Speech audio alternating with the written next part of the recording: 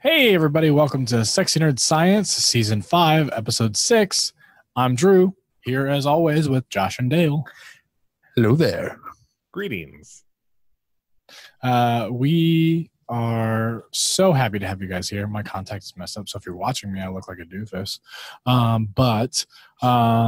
Excited as always. Have a bunch of sexy news, a bunch of nerdy news, and a bunch of sciencey news, and we're gonna put some people to shame with some literacy and some blind science, and so let's just jump right in. Josh, what do you got for us today? All right. So I'm just super stoked that maybe you guys didn't feel this way, but when I was in high school, I always wanted a pair of Heelys. Like ever since I got my skateboard, I always wanted a pair of Heelys. Because I had a pair of Heelys. And they never came in anything. I never saw anything above a size like 11. And so I've never been able to fit my big feet into Heelys until just recently when I saw a viral video on the internet of this person freaking out over being able to buy a new pair of Heelys and get them delivered to his house. So I was like, I'm going to do that. And I bought a pair of Heelys and I'm so excited. And I haven't opened up the box yet. I was going to do it on the podcast, but not anymore. I don't know. It's going to take too long, I thought. Just do it real quick. Rip it open. I don't know where it's at. It's on that chair right there. It's right here. It is right here. While you're doing that, though, tell them about those headphones that you got. I don't know if you guys could hear that just fall to the ground. And they're broken. Broke the heels. Just the bag. So I also wanted for years a pair of headphones called the Skull Candy Crusher 2s. I demoed them they're the Crusher 2s. They're the second version of the Crushers. But I demoed them at one of the cell phone conventions I went to in Salt Lake City at the Skull Candy area. Like they had like their own booth. Their booth set up. And they were fantastic. The thing that I loved about them that made them special was that they have an actual haptic motor in them that literally vibrates the ears to go with the bass. So if you are a bass head, you really like bass sounds, I think these are the perfect headphones for people that just have to have like punch your head off bass to the point where I can't turn my volume past halfway and the bass more than fully. That's probably what it was. I was always, when I was listening to your volume all the way up. I was listening to all the volume all the way up. And you don't need to. I think that's one of the things. They're really good at passive noise cancellation because they're really thick, well-insulated headphones. They're not active noise canceling. But the bass is just phenomenal on them. And it, like if I set them on the table, it sounds like someone's cell phone vibrating because it uses the same motor in the headphones as it does in the cell phone vibration settings. So yeah, Skull Candy Crusher headphones. When the Crusher ones were out, they were corded. Now there's no more corded ones. It's just the Crusher 2 wireless. Yeah, they were fantastic. I found them for about $50 off at Walmart. So they're $50 off before because they were $200, and then there were another additional $50 off. So they're basically half off their initial retail price. And now they're back up to about $115. So they're not fully the full discount price, but they're still really good headphones. I like them a lot.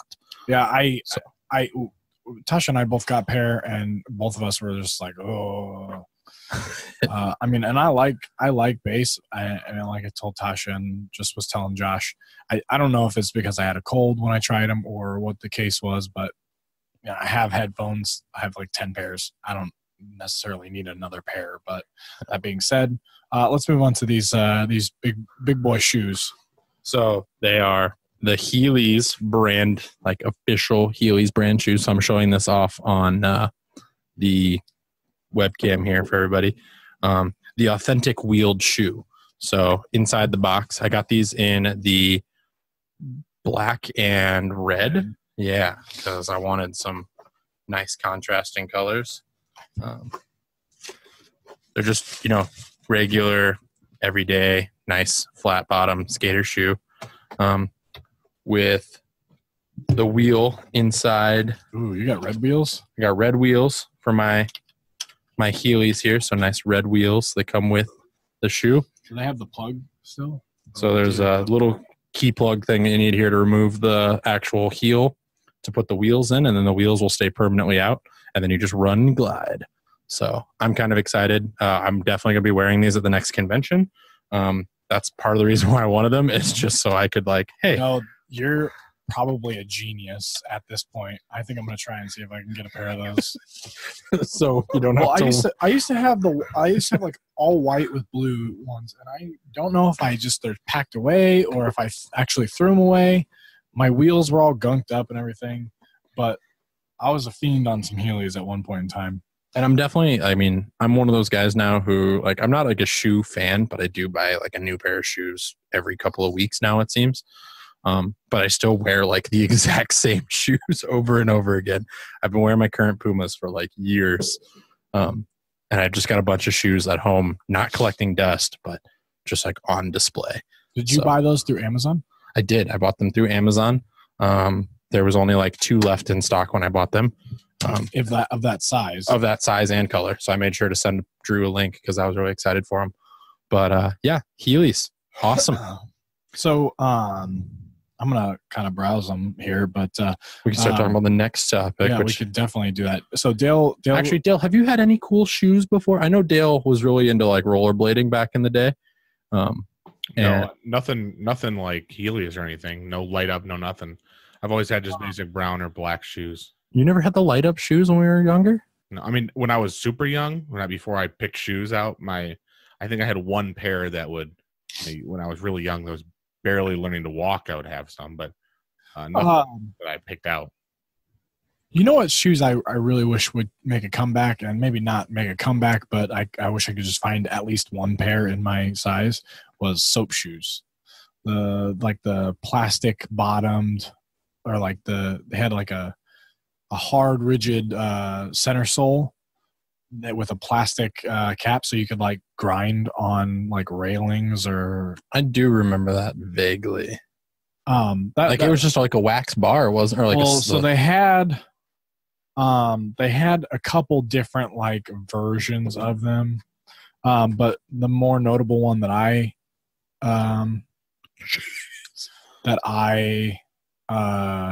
remember had like a plastic, like a thick, slick plastic center sole. So it was basically like a soap suds grinding shoes is what they're called. Yeah, but basically, so you just grind on railings and stuff. And Artemis Innovations. Yeah, that sounds pretty sweet. That's so cool. I looked a lot, but even just here, like the actual soap shoes ones are looking like they're very expensive. Like they had a center, that like curved center sole. Some people are like making your own soap shoes. Yeah, I think I never had anything like that. I was big into rollerblading, and I used to take like a wheel out of my rollerblades to do that. Yeah, so people would, yeah, and that's kind of where the idea Sonic, come from. Sonic, the Sonic Dreamcast version, where you would basically grind on stuff. I feel like there was a video game for the Xbox that came out where that was all you do in it. Aggressive Inline. I don't know. I'm just kidding. I don't know if that's actual. It was the one with like the crazy monster or the crazy energy drinks that turn people into monsters. I can't remember what that thing was called. It was Sunset Overdrive. Sunset Overdrive, yes. Yeah. It came out for free. I got the whole game. Yeah, it did. So actually I looked at buying it. This is way off topic, but I looked at buying it and it was like $17. And I was like, nah, I'm not going to buy it. And then the next month was the month that it went on sale, or it was on Games with Gold. Yeah. Anyway. Fantastic. Soap shoes were the cool shoes that I wanted when I was a kid. But all right, let's get into this other stuff though. YouTube's been all the rage recently, and literally, I say rage because it is causing quite a controversy between a couple different things. Most notably, right now, the Momo challenge thing. But prior to that, we'll say the black pit of, or the black hole of crazy comments. Yeah, softcore child porn ring. Still can't hear you. That was so goddamn creepy. What was that? What? I looked it up and I got scared and I shut it and turned it off. The Momo thing? The Momo thing, Dale? Yeah, what is that? So, okay, a couple things. The Momo thing is a thing that went around last year, where it was in like, was it June? I think June, July, yeah. So it was this thing where you could text. When challenges were like so it was the Tide Pod challenge, all those other challenge things that were coming out, and people were like, let's do the Momo challenge, which. Yeah. So yeah. What actually did you do? Well, so there's like the challenge was that you could text some sort of weird number and it would tell you to do terrible, awful, crazy, no good, bad things. But like that's all that was ever said. How the legend went, yeah. And it took off and people were making like fake conversations with Momo and like pretending that they were real. So like YouTube took off with What's it. That face though? So that face came along this year. Well, no, that face has been around for a long time. The artist made that, I think it was like, or I guess it's not 2019, but they made that in like 2018, I thought. Oh, that's what Philip DeFranco was talking about. I'm not looking that up. That was scary. Yeah. I'm scared now. I'm not. But still, so it basically, that was a depiction of what Momo was. It's a sculpture that somebody created. I guess 2016 is even there. So yeah. Do not look up that picture, the Momo picture. It was scary. If you don't like scary images, don't look it up. I exited out right away. That was not creepy. So I don't like watching bug images either. That's you don't wait, hold on, pause, back up. You don't like bugs? No, like bug images, how they close up, like really close up to give you something with a bug. Yeah. So basically it was this viral challenge thing where you texted this number and it was like, hey, I'm going to kill your family if you don't go like do this crazy thing. And eventually it got down to the point where it was like, hey, kill yourself and take a picture. And so it's just really, as crazy as it sounds, it was, so it was just a lot more of it was not necessarily people. It was people adding to the urban legend more than actual, like, you text this number and this number it told you to do all this stuff.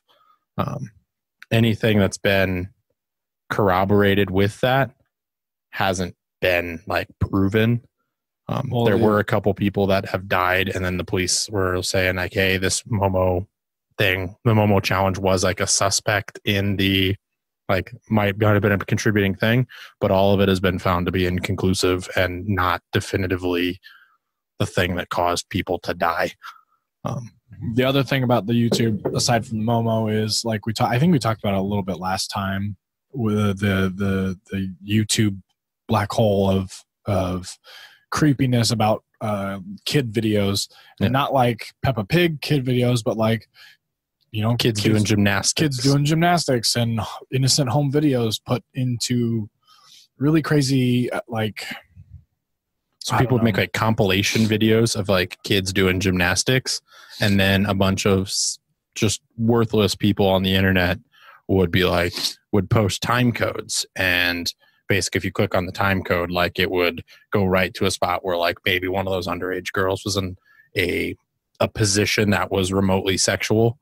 But because, I mean, it's, you know, if you're in the back process of doing like a back bend or something like that, they would send the time code when it's like, boom, kid vagina. And it was one of those things where like it was getting into YouTube Kids videos. Dang. Where people were just posting the video, you know, the compilation videos, and, you know, thumbnails were looking really innocent. The whole video overall is innocent, but when you get into the comment section, that's when you started seeing like pedophiles and people linking to timestamps and stuff like that. Was the worst part. I saw a lot of stuff recently. I don't know if it was, we talked about it last week, but it was kid videos where it was innocent enough. It was a cartoon of something, and then in the middle of the video, they were taking like pills or doing something where they hurt themselves.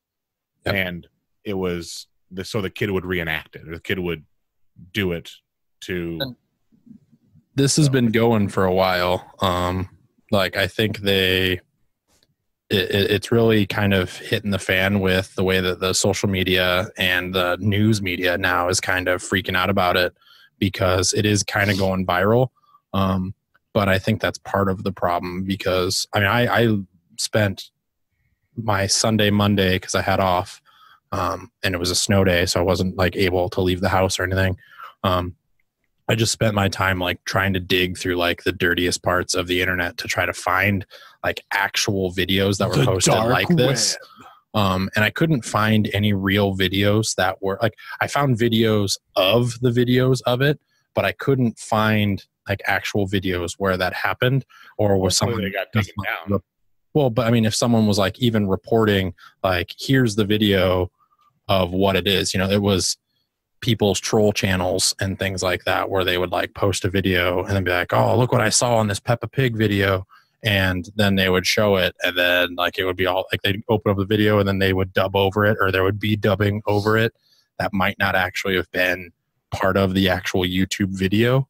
So it was just really hard to corroborate, is this somebody who actually found a horrible video on the internet and then was making a news informative video about it? Or was it somebody who knew that this was a viral trend and then posted videos of them discovering this viral or this vile thing, you know, on the internet, and being like, see, here's an example of it. I found it right here just by clicking this video. And so finding more and more of those is kind of the problem. And now, because it's become a viral trend, now there are terrible people in the world who are like, oh, this is an actual thing. Cool. I'm going to go out and do it. It's just like when people pass around the things where like people are putting like razor blades on parks. Like, people weren't putting razor blades in like on park equipment before, but once it went viral, then you see an uptick in actual like dumbass people taping razor blades to park and community equipment to purposely harm other people. Like, the idea was not put into people's brains until it went viral. And that's my biggest problem with it, is like, I think a lot of this is overreaction, not overreactions, not an overreaction by any sense of the word, but a fear-mongered kind of thing. Yeah, like, the fear itself. Something that people really care about their kids and saying, here's how your kids can be in danger. And just sensory overloading with all of that. And so there were a lot of video, you know, so Philip DeFranco, I think, did a really good job of posting a video with links, YouTube's comments on it. So Philip covered the dark video stories before, and what YouTube's been doing to counteract those. And since YouTube's been counteracting them, I still couldn't find even those videos or those comments, because basically YouTube said, hey, if a channel has bad comments on it, we're just going to delete that whole channel. So now the creators are like, cool, we have to disable comments on this seemingly innocent video because people are assholes and the algorithms can't find those negative comments fast enough. Well, I know also a lot of kids channels don't have comments. So any negativity is just not even possible. Which is totally what should happen, honestly, on YouTube Kids. You should just remove the comment section and remove most of the social media aspect. You should probably also remove like similar videos and things like that, like where it's like, oh, check out this video, because that's how you go into the rabbit hole where you end up, you know. It should be, if I'm going to let my kids watch a video, I'm going to just show them the one video. And then when that video's done, it stops playing, and then I have to pick another video for them to show or something like that. I know, like you and me and Drew and whatnot, we all like get down the rabbit hole of watching video after video after video. We're adults though. With kids, I know, like with my godson, when we were younger, he would watch some YouTube videos, and he still does now. He can kind of work it himself. But my friend, you know, his mom, we would look at the videos first, put it in a playlist, and then just repeat the playlist. Because I know my nephew now, he's constantly watching the same videos, the same thing, and it's just on a playlist. This way, it's never... You can't link out. You can't link out. It could be a really easy thing for, you know, even for YouTube to be like, hey, here's a suggested playlist. And then like you as a parent, you watch that suggested playlist, and then you're like, okay, approve. And then your kid can watch it. Like, yeah, if that's what it is, you know, you should just have parental approval for everything. Yeah. But that's it's one of those things where the parents should be doing this regardless. It shouldn't be something that has to be done. And that's another topic for another day. And I definitely don't want to parent shame anybody, because I don't think, there's certain situations where things get out of hand. I did not witness internet porn on my personal computer. I went to other people's houses who had internet before me and looked up porn on their computers. I told my friend this, that you looked it up on my computer before, and these are just throwing me under the bus there. No. I'm just saying. Literally, this came up. My friend Jamie Ann, she literally came over, and this was when I had my computer. We were adults by this point. Yeah. I was like, well, I've had this computer for a while. I don't know, and there was like one thing on there, and then she's like, "Oh, you're looking at stuff," and like, was it the blue Dell computer? Maybe. Okay, yeah, that one. Yeah, that one's seen some days. Yeah, that was a long time ago, though. Yeah, dicks. That's right. But that was one of those things where and it wasn't even like your computer wasn't even the first person that had internet. James was the first person who had internet, and it was like boobies on like a 52K modem, like really slow scrolling boobies. But that's what I mean. Like, so if kids are going to go out and find this stuff, you're going to do it at your friend's house, where their parents might be a little less lax. James's dad was a rock star, for Christ's sake. His mom was never home. But the thing about the videos and where things are coming from or where a lot of this stuff is coming from, like the Momo thing, which I just realized is still on the screen, so I'm gonna just exit out of that. Just staring at you. Yep. So I was looking at healings. Leave me alone. So the thing about it is, all these people are like, "Oh, my kid was just watching the YouTube, and I heard it. I overheard it." And I was like, "Well, that's not the same instance as they're going to their friend's house." And just like Philip DeFranco said, is your phone is not a replacement for a parent. Yeah. Yes, he said he's not gonna parent shame anybody, but also, like when and if Charlie is watching YouTube or whatever, or videos on my phone, I'm sitting there with her watching, and it's literally not kid videos. It is car restoration or tool restoration videos, because that's what I like to watch. If she wants to watch it, if she wants to look at her phone, it's not going to be some mind-numbing, like, Peppa Pig nonsense. She's going to learn about cars or learn about tools or anything. And if she doesn't want to watch it, then she'll get off the phone. Yeah. And I think, too, to piggyback off, I specifically looked for people posting those comments on Facebook saying, like, hey, my kid was doing this, and, like, this video popped up, and in the middle of the video, and I kid you not, of the people whose comments that I looked at from that, because it was usually a shared post on Facebook from somebody else who was not them, or it was a shared of a share of a share. And once I go down that rabbit hole, the original poster doesn't have kids. Like, they didn't actually do this. They're just sharing that to scare parents. And that was the thing that I was really getting upset by, is I could not find any reason that this was actually happening. Which speaks to Phil DeFranco's, war hero mentality thing, which is because a lot of parents were like, "Oh my God, we got to get this out there and protect the kids," for whatever reason. Well, but even that, but people without kids are even doing that. Like, hey, I know people who have kids and stuff like that. But that being said, it's not a bad thing to watch what your kids do on the internet. It's not a bad but it's not a bad thing to share information. It's a bad thing to share bad information. So just I love that. What? That it's a bad thing to share. I think we have a moral responsibility to only share the correct information, and then when we are wrong, we should be morally accountable to when we're wrong. We're not going down that rabbit hole. I know. I was gonna say this harkens back all the way to what I said about the freedom of speech, freedom of press nonsense. You should be able to say it all you want, but somebody should take your credentials away when you share some shit that's not real. The issue is, with the freedom of press, nobody gives you credentials. No, I understand. But hey, we're back to there again. Anyway, we're leaving this. Okay. All right. So in social media and in the videos that I've watched, I follow Donut Media. This is a place where I get a lot of my car nonsense news. And one of the things they recently shared, aside from the do it deal, go ahead, snap into that, Slim Jim.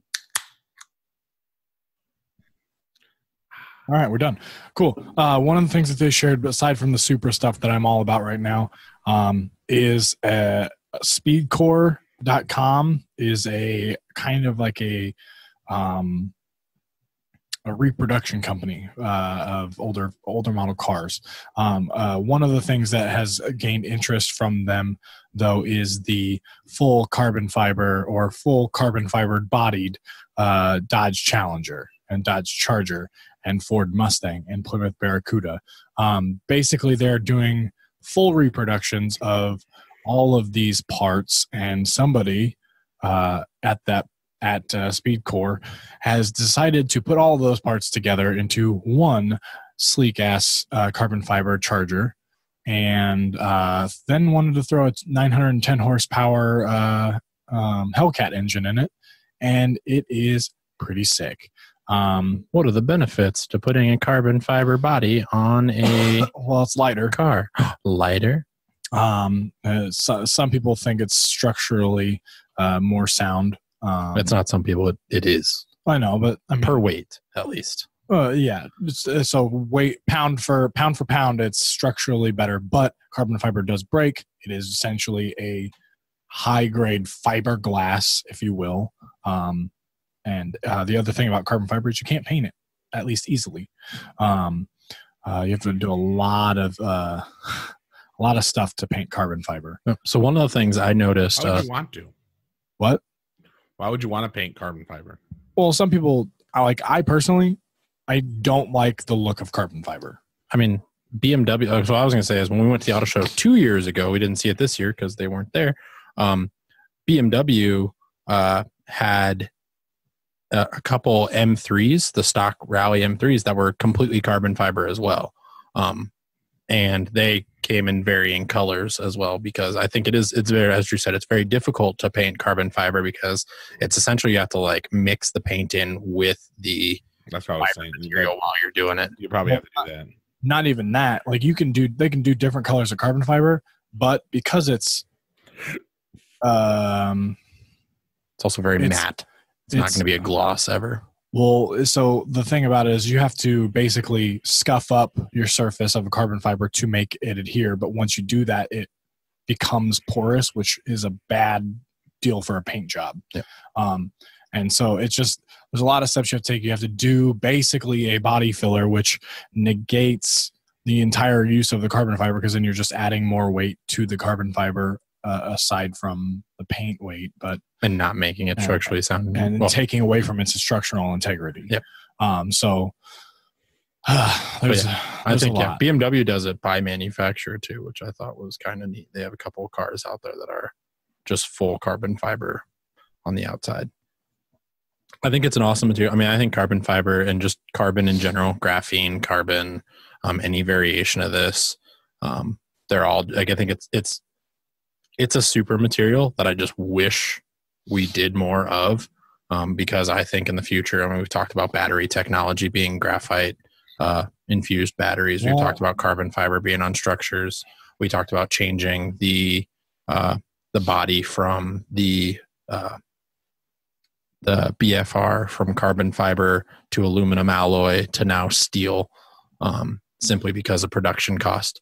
Well, and so like there's things that like people use every day, like bicycles. They make bicycle frames out of carbon fiber, especially for long distance riders. I mean, you can get an entire bicycle set up for a distance bike, and it could weigh less than 6 pounds. And that's bike tires, all the mechanics in there, or the frame tires, all the mechanics in there, all less than 6 pounds, and can hold a body weight. And it can hold a body weight 180, 200 pounds. And for, 200,000 or not 200,000, 2,000 miles at a time, for distance biking. Plus bumps and everything else. I mean, it's there. The carbon fiber, like I said, it's a super material. I'd say, I mean, as far as like materials are concerned, material science is concerned, carbon fibers up there with some of our semiconductors, and actually we even have carbon-based semiconductors now too. So, or superconductors for carbon-based. But go check out speedcore.com, and What'd you say? Let's stop hitting the table. Oh, it's not even doing anything. I'm sure it is. So go take a look at speedcore.com and check out Donut Media to see those videos. James Pumphrey does a lot of good stuff. He's the best face on that. He's like the me of Donut Media. Anyway, and now for Talmadge McGooliger's take on this new thing come out, Dale. What'd you just call me?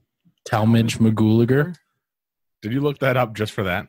No, it's one of my favorite names from this series. Okay. I should have called you Clithby. Dang it. Clithby. Or Sean, no relation. For those of you guys who are fans of Psych 2, or I'm sorry, of Psych, they're coming out with Psych the Movie 2. Last year they came out with, I believe, 2 years ago, Psych the December Movie. 2017. Yeah, December 2017. Yeah. They came out with a Psych the Movie, and it took place in San Francisco. San Francisco? Yeah, San Francisco. Chinatown. And Chinatown. It was just another, I think it was a 2-hour, case that they worked on that had all the major characters in there, some cameos and whatnot. It did not have all the major characters in there. Lassie was not in there. Lassie was in there. Was he? Yeah, he did a Skype call with. Oh, you're right. But he wasn't like actually in it. No, he wasn't. So, I hope. So there's a new one coming out. It says late 2019. So whatever that means, probably fall or something. They haven't even started filming it, from what I remember seeing. What?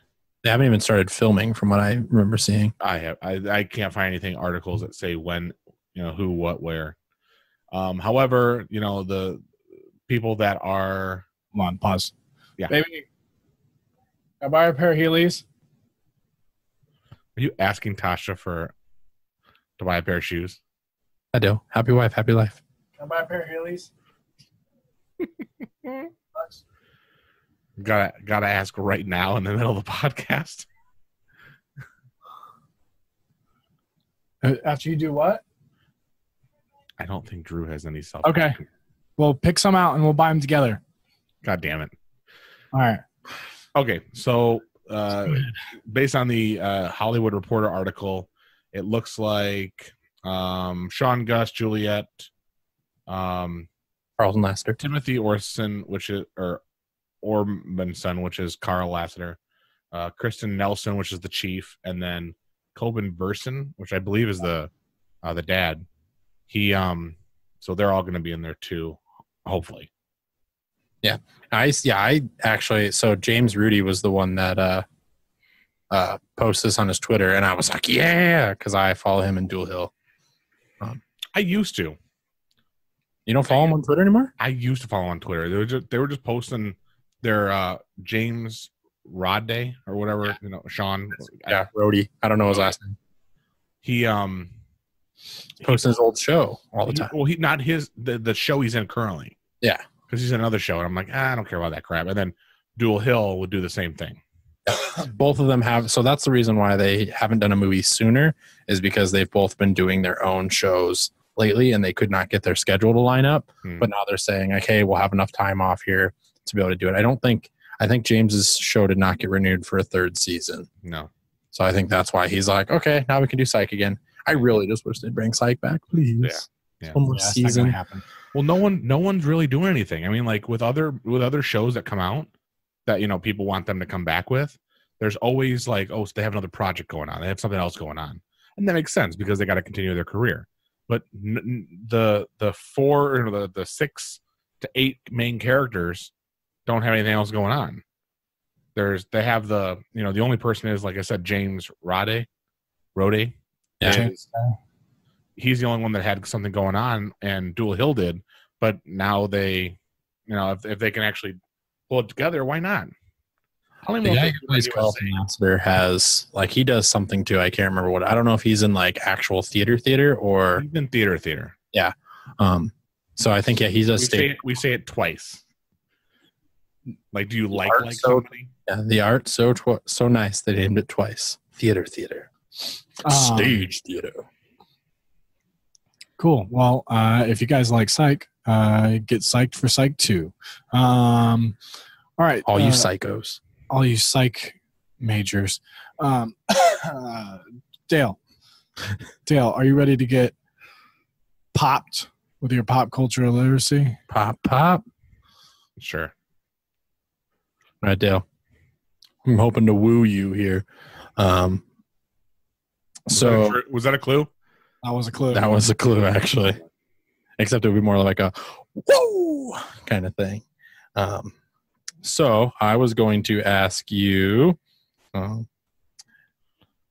who in wrestling God damn it. is known as the Nature Boy? Why is this? I have no idea. He's arguably one of the most famous wrestlers. The Nature Boy. The Nature Boy. Arguably one of the best wrestlers. One of the most famous. He is a legacy wrestler. Yeah. And he currently has a daughter who is the current or recent women's champion. Hulk Hogan. No idea. Hulk Hogan. He was like a nemesis. He was not technically in the WWF at the time. Like he was eventually, but in the beginning, he was the Hulk Hogan of another wrestling organization. I honestly have no idea. There's a little more flair to his name. Macho Man Randy Savage. That's the only two people I know from that era. I'm gonna pulverize you. So the correct answer was Ric Flair. The Nature Boy. The Nature Boy. I don't know who Ric Flair is. I don't know who Ric Flair is? No. He is. I'll show you. I feel like if you saw him, maybe you'll know who he is. He's a pretty what? Like he was pretty. They had a huge send off for him when he retired. Are you Googling him? I am, and I don't recognize him at all. Man, that bright blonde hair, platinum. Yeah. Oh, he's so good. That powder white hair. Nope. All right. Well, okay. I should have done someone like Hulk Hogan. I'm sorry. I knew you would have gotten it because like you would have just been like, okay, people that I know that are in wrestling, and then I could name probably like 12 wrestlers. That's not one of them. All right, Dale. This is your backup question. Who has won the most Oscars? I don't fucking know. I didn't watch the Oscars. We were talking about it earlier. Yeah, but I don't even know what Oscars are for. Movies, I know that, but I'm saying like, who have won the most Oscars? What actress won the most Oscars? Oh, dang it. I don't fucking know. Not Audrey. We literally had you look it up. No, you had said Audrey. No, I said not Audrey. Catherine. Catherine what? Hepburn? That is right. That's correct. But that's not from this year. She holds the record for winning the most Oscars. Okay. With a total of four, which is how many questions you now have right. No, I'm not counting that. You're not going to count that one? Oh, okay. No, fuck that shit. I'll give you a better one next wrong, by the way. You did spell Flair wrong. Before you said Hulk Hogan, I was like, there's a little more flair to his name, and I was hoping that would give it away. But I had no idea. All right, well, we're going to get into the next segment here. These are kind of like wrestlers. By the way, Drew, do you have Josh's question, or do you want me to do it? I do. Well, actually, you do one, and if it's better than text me, and if it's better than mine, we can do yours. Okay. Mine's not good. All right, go ahead. So in nerdy news, we have Generation 8 of a sweet game that we all have either played once or played something similar.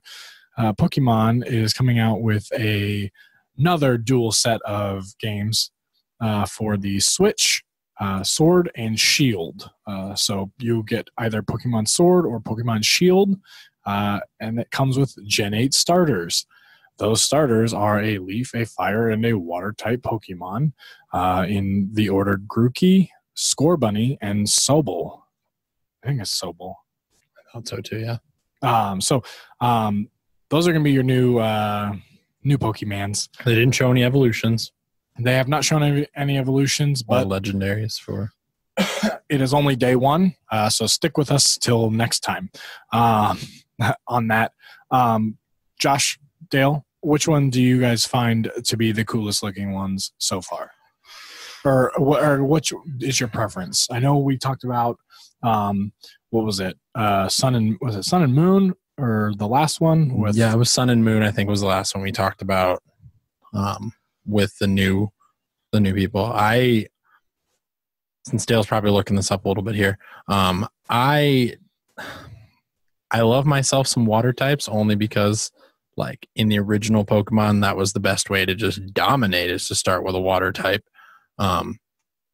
But I think that in this case, I don't know. If you say that you like the Nesquik Bunny, I'm gonna kill you. Really? I honestly, I like the Nesquik Bunny. Yeah, I was like, I would either pick the bunny or the water type still. See, I like the mitten head. I love the water type. Yeah, it's cute. So in the trailer, they actually showed him being completely invisible in the water, and then when he got out of the water, then he started to like reappear. Like that was like one of like the special traits, and I was like, that's cool. Like the bunny was just like super fast, and as it ran, like it had like a trail of fire. And so, like, the water Pokemon put out the fire, and would you call the grass one like a monkey or a? I would say so. Kind of looks like a monkey. Yeah, and it's even Grookey, so it's probably monkey based. Yeah. It looks like a monkey, but with like a beak almost. Yeah, I would say it looks like it's protruding a little bit. I like the bunny. I would say the best. I think he matches the Pokemon aspect, but I like grass Pokemon, so I would say, the grass guy, but the bunny looks the best. See, I love fire type Pokemon, but I just can't get behind the Nesquik Bunny. I'm just going to make my girlfriend get one of the other ones on. Oh, I guess we only have one Switch. This is going to be tough. Oh, I found Was it an evolution chart? Yeah, it's an evolution chart. I don't think it's a fake one. It's not out yet. No, it's definitely out. It's the meme one. I know what he's sharing with us. It's the one with the freaking Yeah. So it's Big Chungus. Yeah. But as the bunny. Yeah. But yeah, so I thought that was really not awesome. And then the actual map for Pokemon Sword and Shield. So Sword and Shield, when you think Sword and Shield, you kind of think like medieval. And this is actually a more like, it looks almost European kind of island. So there was Galar region. Yeah. So it's a new region. It looks to also kind of have like a Westerosi type of map where there's like a kingdom in the north and then like mountains and stuff in between and a big wall separating it and another big kingdom in the south. So it looks like the Avatar. That's what it reminds me of. Except where the ice people are on the middle and not north and south. Yeah. Yeah, I could see that. Again, I think it is going to be kind of divided up in the same kind of way.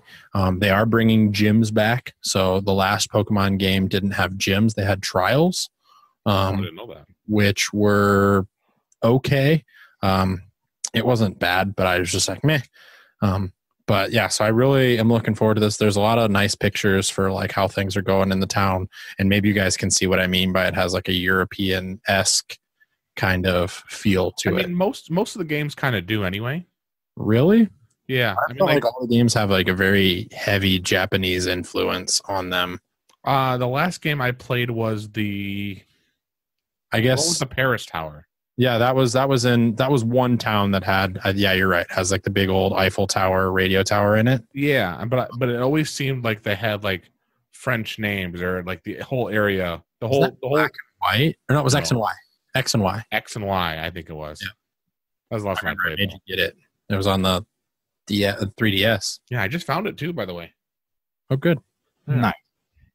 So, Yeah, it was overall, I think it's going to be a really fun game. I like that it's going to be on the Switch. I'm it looks like they're abandoning the Let's Go Pikachu controls and instead doing actual Pokemon battles again.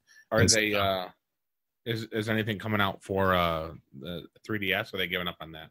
I think it's Switch only. Yeah, I think it's a Switch only exclusive from what I saw. Gotcha. But yeah, it's looking like a fun game.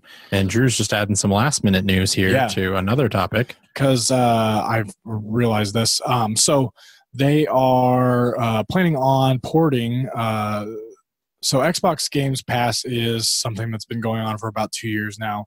You could basically spend was it $30 for or $10 a month? It's like game subscription. It's kind of like GameFly, but they have Xbox Game Pass on Xbox, but they're looking at bringing that to Switch. So you'll be able to play a couple small initial indie titles as a soft launch for this, but it'll be downloadable content. You can basically do that, but then if that goes over well and people are receptive to it, then they're going to be bringing bigger games like Halo and the Gears franchises to Xbox Games Pass for the Nintendo Switch. So if you guys have Games Pass, or if you guys are avid Xbox players but by chance maybe don't have an Xbox, look into the Games Pass for the Switch, because that's definitely going to probably be my go-to once that happens, because I don't have an Xbox anymore, and until they either announce a new one or put some sweet-ass console out in the near future, I probably won't get one for a while. Tasha and I kind of sort of decided on that. So, but the Games Pass can be awesome, and it's going to open up things like crossplay for like Fortnite, which I don't even care about, but other games as well, such as Halo or Gears of War franchise, stuff like that. So just watch out for that. It's still kind of up in the air. When and what they're going to do with it, but the rumor is not necessarily a rumor anymore. So I think it has been confirmed for those couple of indie titles, and then they'll grow from there. And then we've got some, I guess, TV news of sorts. Dale, do you want to do yours first here? Or sure. Wait, mine? Yeah, Dale has. Oh yeah, the NineNine one. Yeah, I can do that. So I just found out today that Brooklyn Nine-Nine, I've been watching, is coming out. NBC has scheduled a 7th season, which is great. I didn't even know they had a 6th season. So wasn't the 6th season the one that they picked up? I thought that was the 5th season. So I'm confused. I thought the 6th season's going on right now. I thought. See, so I have no idea. But okay, I think the 6th season's going on right now. I just saw a article about it, so I thought I'd just touch base on it. I like the show; it's pretty good, funny. You know, it's the producer is the main guy, the guy from Saturday Night Live, Andy Samberg. Andy Samberg, and then also executive producer is the guy from Parks and Rec. Pratt? What? Miss Pratt? No, the Ron Swanson. Oh, we can just call him Ron Swanson. Yeah. Nick Offerman. Yeah. Canonically as well, I think it does take place in the New Girl universe as well. Yeah, I saw her. Yeah. That was fun. Well, that's a Fox show. I know. Well, it used to be on Fox. Yeah. So that's why it was there, because she, I watched that episode just like yesterday, and I called Amanda because Amanda loves the New Girl show. I liked it too. I never continued into it. I was like, Amanda, come here. They're talking about Schmidt, and they're talking about there's Jessie or whatever the fuck her name is. So pretty cool. I didn't know that. I don't dislike it. I just never got into it. Yeah. But I've seen a lot of the we talked about falling down the video hole. I've seen a lot of clips, and I love when I come across them. I like those, especially. We've talked a lot about it being a really progressive show. Dale, you've mentioned they've got like the police sergeant's openly gay or something like that, and so like all these kind of progressive ideals. I got it. That was me. The other thing too is Terry Crews is on there, and you just does a good job. It doesn't get better than him. He's as far as progressive people, he's progressive people. So yeah, I'm excited. I'm probably going to try and see if Tasha wants to start. Tasha, you want to start watching Brooklyn Nine-Nine? You do like that show? I actually just I haven't watched much of it. All right. Love you. So next thing is the Umbrella Academy. Tasha and I watched a bunch of this show, 10 episodes. I fell asleep on a couple of the episodes. No spoilers if you don't mind, because I haven't watched it yet. No, it's really good. What I'm saying, mostly what I was saying is, it is going to get a second season, per what Tasha just told me about 3 hours ago. And I watched the last of it this morning, and it's phenomenal. It's got a kind of a rough ending. Kind of leaves you definitely wanting a lot more. Borderline spoiler territory. No, I think there's a lot of those shows that do that. Yeah. So the one thing I will say, what was the other show that was very similar to it? That had like people with specific powers. Oh, so Runaways? You're talking about Heroes? No, not Heroes. Okay, because that's what I was going to say. That's insert joke from Drew here. I think the plot line's a lot like what I think Heroes would be if I didn't fall asleep 5 minutes in. Let me every episode. I literally would go over to Drew's house to watch Heroes. We'd start an episode. He'd be awake, fall asleep. The episode would end. He'd suddenly wake up and be like, "You want to watch another episode?" Yeah, sure. And then we watch another episode, and he falls asleep again.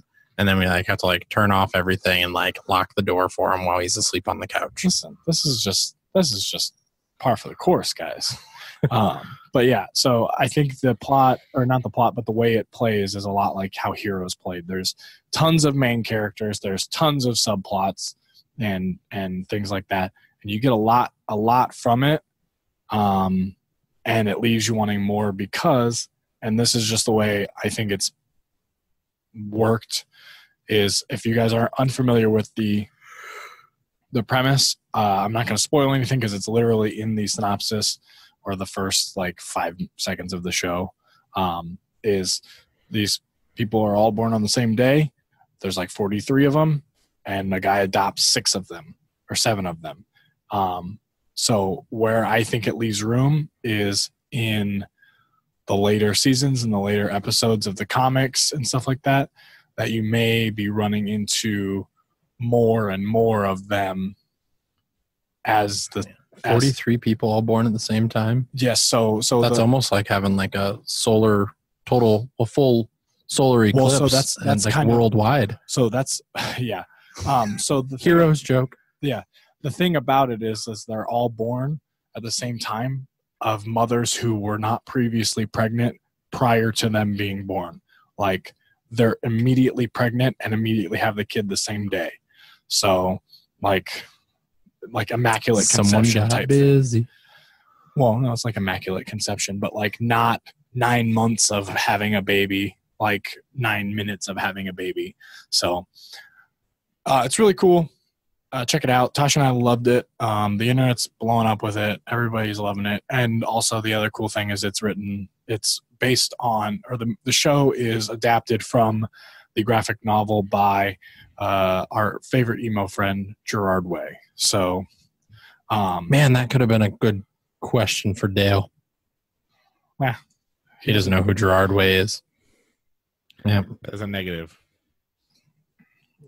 I think Amanda knows what I'm talking about. Because I think this was before Heroes. What are you thinking about, Dale? It's a show that they have. It's this like doctor who finds all these people.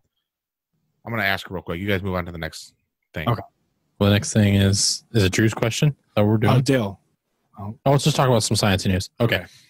So I came across some science news. So I like doing upper atmosphere research with my high altitude ballooning. Big old balloons in the air. That's right. And one of my friends actually did a video did an experiment where we were putting balloons up at high altitude, and he was like had a recorder and like a player, and he was trying to like listen to how like your voice would sound or how like sound transmit at higher altitude with less air molecules in the way. And he noticed that like pitch changed as it went up higher, and we never really could figure out why like the pitch changed. We didn't quite know either. We still don't, but he commented on my Facebook page with this thing from I effing love science. And they found that the atmosphere as we know it extends a lot further than what we thought it did. So they've actually found trace amounts of helium and hydrogen from our atmosphere past the moon's orbit. So for those of you guys that don't know, in its greatest distance from Earth, you could fit all of the planets in the solar system side by side, and it still would not reach the moon. So in between the Earth and the moon's orbit, and its closest distance. Oh yeah, and in its closest distance, you can fit almost all of the planets. Wait, are we talking about all of the planets, including Pluto, or not including Pluto? That probably wouldn't matter, considering how small Pluto really is. Well, I know, but on an astronomical scale. I know, but astronomically, if you can fit all of the planets, I mean, is it all of? Because I think it is all and then some. Even like, there's some gap in between. I think it's man. I want to say it's 345,000 miles from the Earth to the moon in its perihelion, which is the furthest distance away. I can't remember. I think it's 23.8. 238. Oh, it's 360. It's kilometers. That's what I was getting. 363,000 kilometers. Damn metric system burning into my head. Okay, I figured out the show. There's a show called Alphas. Huh. Yeah. Let me show you it. What? Yeah. That's pretty neat. Yeah, it's a show called Alphas. It's from 2011 to 2012. It only aired for like 2 seasons, and they ended on a cliffhanger. Every single one of these shows ends on a cliffhanger. You never find out what happens. What? Every episode? No, every show that has like these everyday people becoming superheroes or having powers or something always ends on a cliffhanger to me.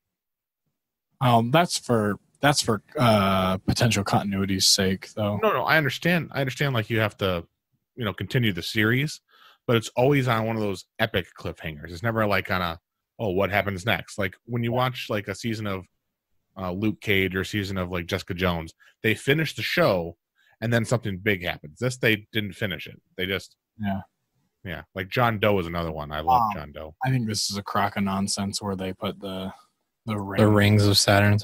The rings of Saturn cannot count in how big Saturn is. But if they are canonically part of Saturn in even the images of Saturn, they're not. Though that's like saying that's like counting our moon as part of the size of Earth, because that's all those are, just geosynchronous satellites orbiting around the outside of Saturn at the Lagrange limit. So then why is Saturn a gas giant? Yes. So wouldn't that also be part of the stuff that's built up into it?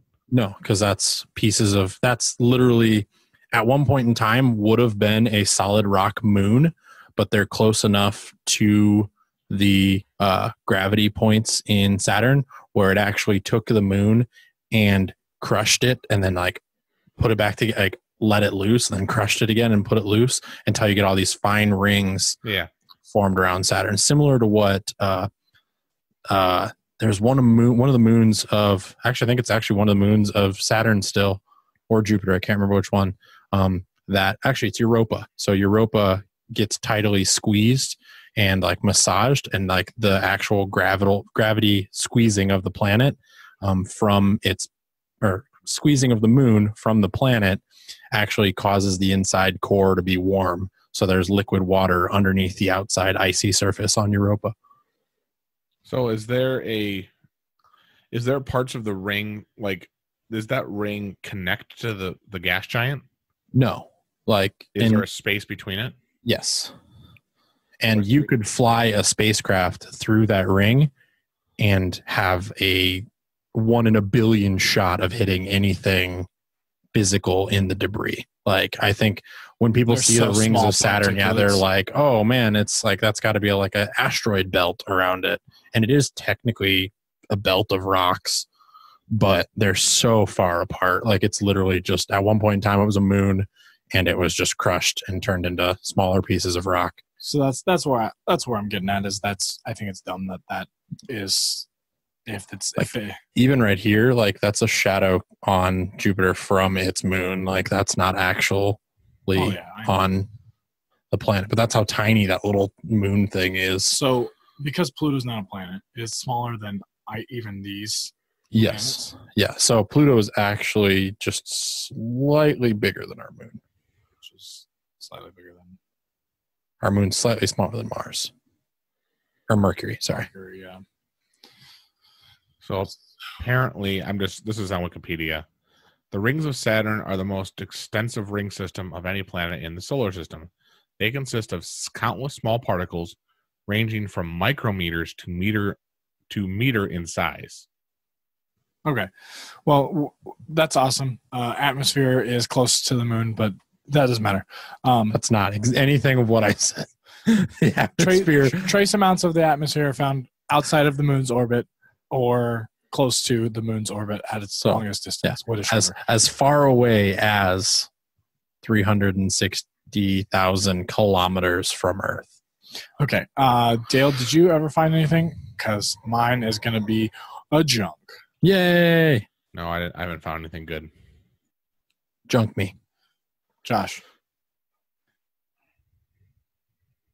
How do coffee makers heat water so rapidly?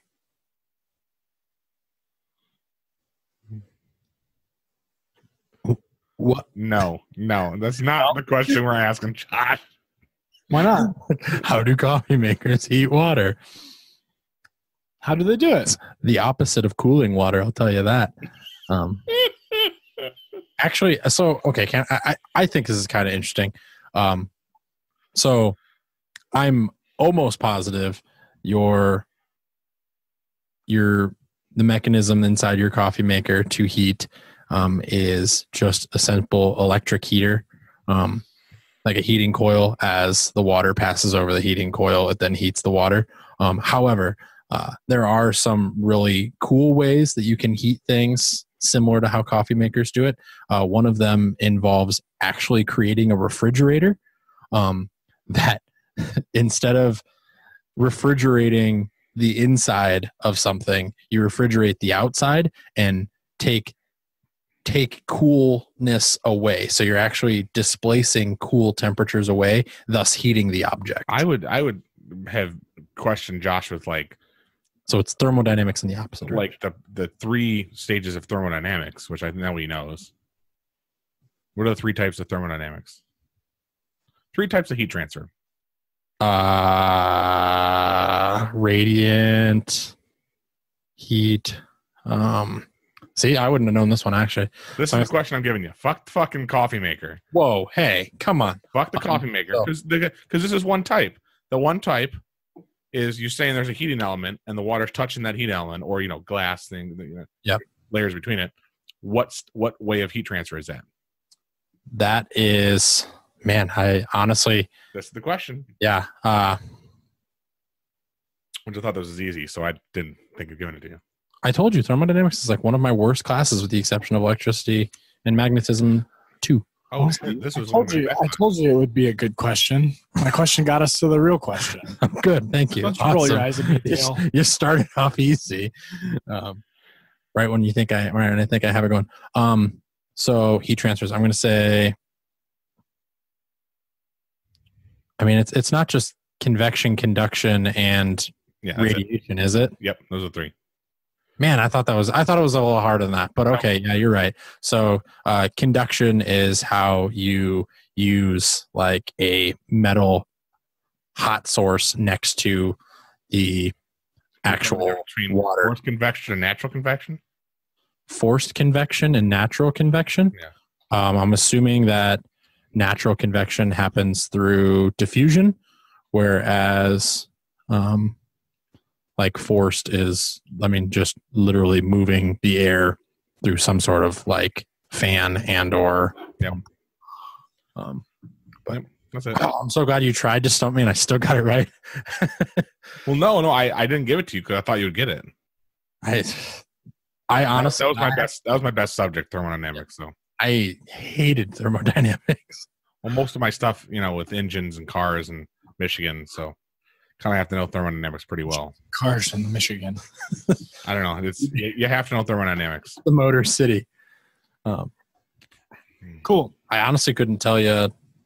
So this can't be asked now, but I could not tell you like first and second law of thermodynamics off the top of my head. Yeah. I would rather you get the concepts than the actual terminology. Entropy, enthalpy is one of them. I think it's the second law of entropy and entropy confuse the shit out of me every time. I had my professor had a very thick accent, very thick Indian accent. It sounded the same. I could not tell the difference between the words when he said it, only when he wrote it down, and then he only wrote on a chalkboard 100% of the time. Yeah. In cursive. Well, I had one teacher, and I swear to God, he had a stroke because his eye was dripping. He would drool all the time, just on one side of his face, and he would write. This is like a lecture hall for like 100 people.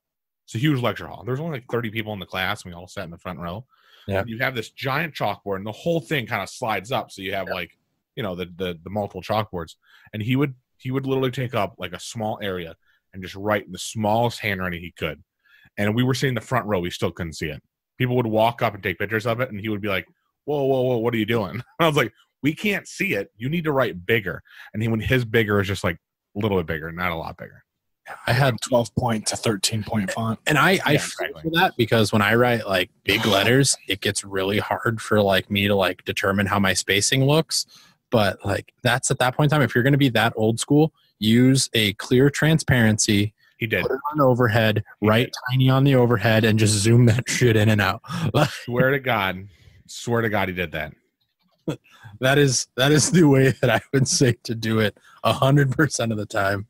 And then like if you get really good, then you can just like permanently copy your transparencies. And then, like every year you just print them out and then like edit, like fill in the blanks on the transparencies, and things will work a lot easier for you. He full on God, I wish I knew his last name was like Olbaum or something like that, and I'm spelling it wrong, but he was literally, I don't want to say he was a bad teacher because he definitely knew his stuff, because honestly he did the grading for everybody's senior projects, but he was just so difficult to talk to. From. Yeah, I feel that. I mean, Dr. B is the guy who I have to go do my schooling stuff with. I have to complete like 4 labs with him, and it's the same teacher that taught me thermodynamics. And like he literally got the job because he's like, oh, in the 70s and 80s, I was working with superconductors and semiconductors, and I did all the scientific breakthroughs and made a ton of money doing that. So then I retired from work, and now I just teach because I can. And it's easy to do research that way. So like he's brilliant. He's done all the work, he's completed his mission in science, I think. But yeah, teaching young minds is tough. But yeah, and I have to call him Dr. B because he's got a really long last name. I always want to call him like Dr. Badalandabad, but I know that's the name from Van Wilder. I'm literally looking up all the faculty right now for of U of M Dearborn. Yeah, We're sorry if anyone listening to this attends U of M Dearborn or works for U of M Dearborn. No. I mean, like I said, he wasn't a bad guy. He knew his stuff. He was just, he just couldn't fathom that we needed him because he was. There was 2 engineering teachers that just blew my mind. You know, I went to school up until 2016. So all the people that I was dealing with, you would think they're, they're all in engineering. They're all smart enough to, get with the times in some way. Like everyone, you come out to the class, open up your laptop, plug in the overhead or the. You're comfortable with how you learned it, and that's the only way you're comfortable teaching it is if you teach it the way you learned it. So if he learned it on a chalkboard, it's probably going to be the easiest for him to demonstrate it on other teachers that are still older, that are older in age. Like my grandfather fucking made PowerPoint presentations for church. Oh, I get it. I think sometimes though, like, especially with like sciences like that, like thermodynamics, however helps you remember the equations. And if it's because you wrote them on a chalkboard 100,000 times, and then that's how it just flows naturally when you're writing, then I think, that's probably what's best for them. I wouldn't want them to do it any other way. But moving on, just real quick here, I just wanted to touch base. Elon Musk did an interview with 60 Minutes where he said he does not respect the SEC. And then shortly, yep, the people that do Security Exchange Commission. Yeah, so people that monitor the stock exchange, basically. Gotcha.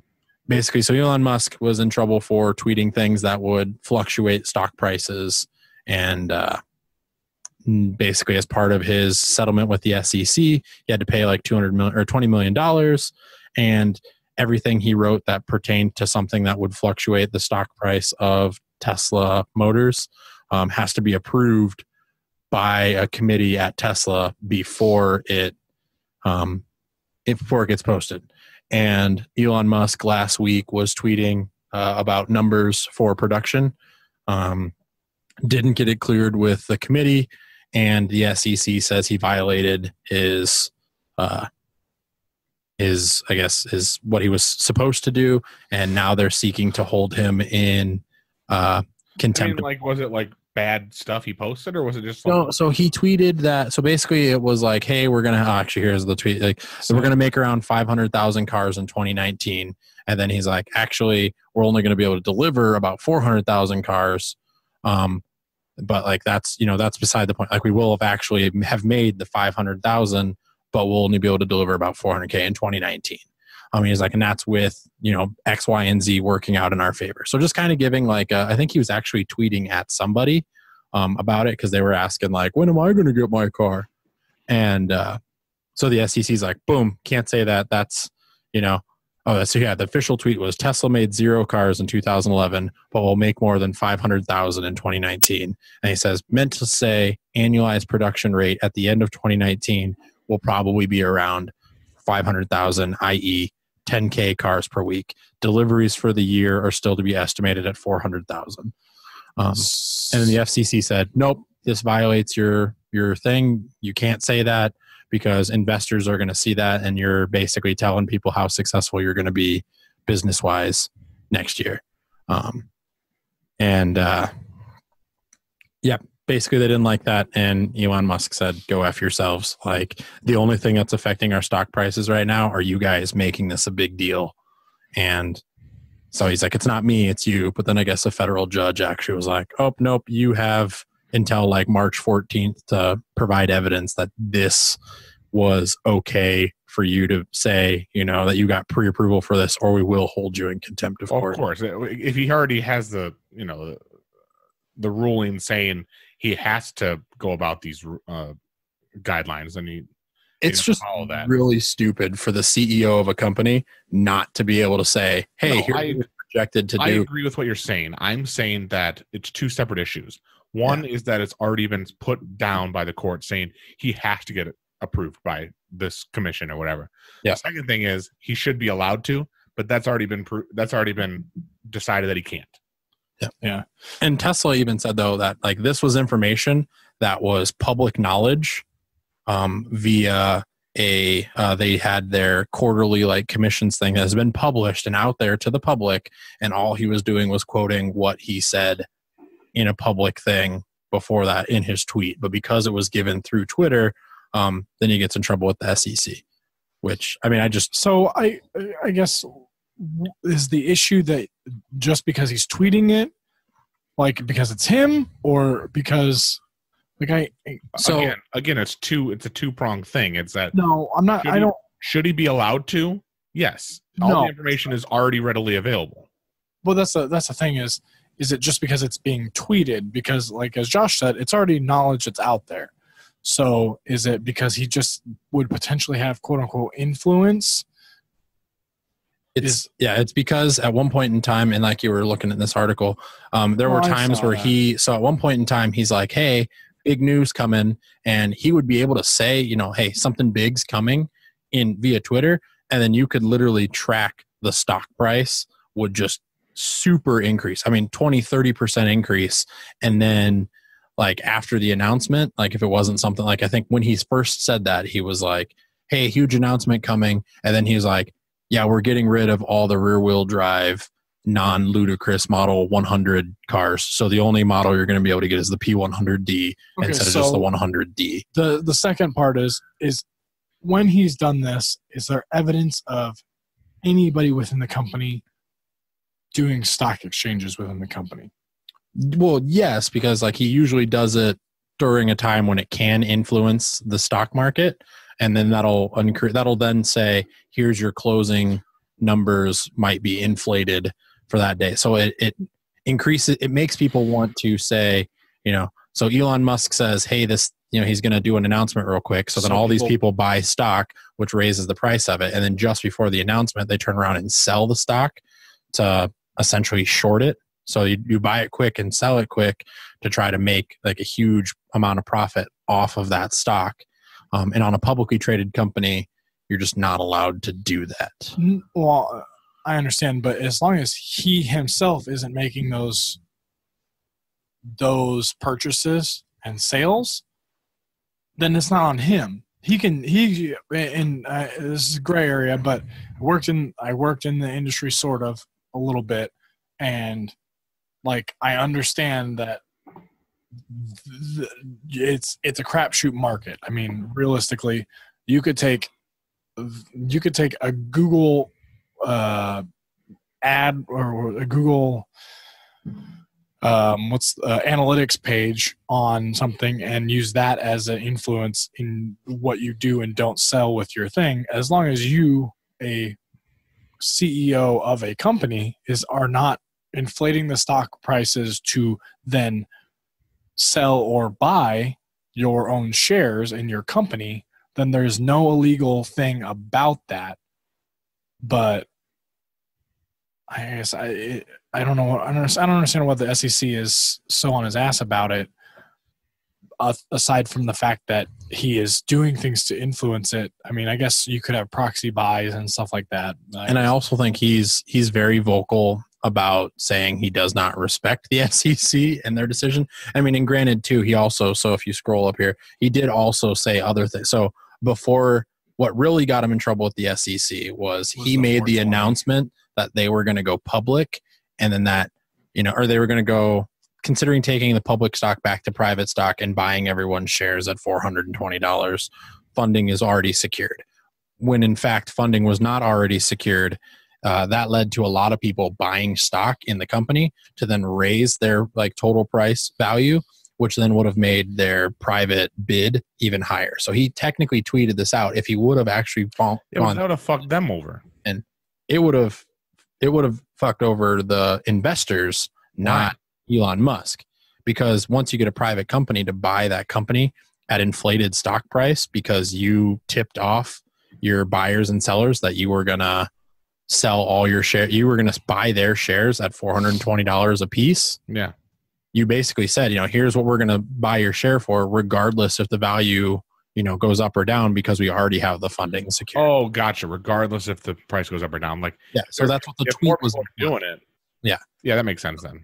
The tweet was implying that they already got the money and that they were already going to buy everyone's shares for $420, regardless if people bought new shares or sold new shares. So people were like, oh shit, I better buy, a couple shares, at $380 a piece, and I'm going to get $420 for it. So people would buy more shares, and that would raise the value of Tesla shares overall. Yeah. And then when, the fact that they didn't actually already have funding secured, none of the actual, like the board didn't know that funding was secured. When we went over this at this point in time, I thought it was basically if funding secured. The way that read to me was it would be based on securing the funding, not that it was currently secured, because like I said, I talked to people a lot and it was all hypotheticals. There's a lot of hypotheticals that went into it. Like, if we have the funds, then we will exchange on this day or that day, or trade on this day or that day. But it's all crapshoot. So, he's considering doing it if the funding is secured.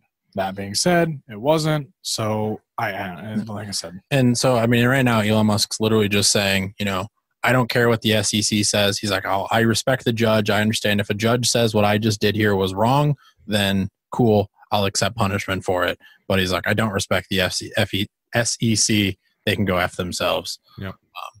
And I do think, I want to reiterate this again. We did last August when we talked about this.